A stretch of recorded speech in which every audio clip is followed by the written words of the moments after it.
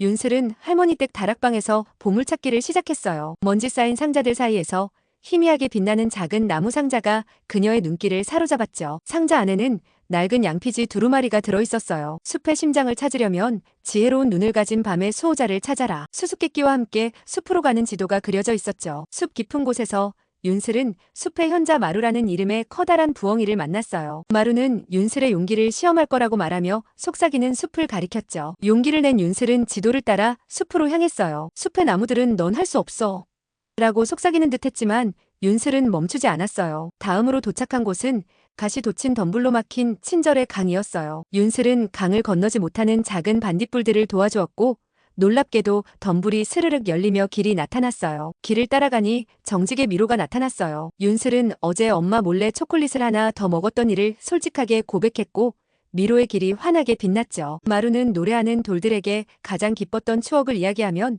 돌들이 노래할 거라고 말했어요. 윤슬은 친구를 도와주었던 일을 이야기했고 돌들은 아름다운 빛과 노래로 화답했어요. 인내의 수호자인 거대한 고목은 윤슬에게 해가 가장 높은 곳에 있을 때만 드러난다며 기다릴 수 있는지 물었어요. 윤슬은 지치지 않고 묵묵히 기다렸어요. 마침내 햇살이 숲 가장 깊은 곳을 비추었어요. 윤슬은 깨달았어요. 숲의 심장은 물건이 아니라 용기, 친절, 정직, 인내와 같은 자신의 아름다운 마음이라는 것을요. 이제 윤슬이 처음 발견했던 나무 상자는 윤슬의 마음의 빛을 담아 더욱 밝게 빛나고 있었어요. 그녀의 아름다운 마음이 바로 숲의 심장이었던 거죠.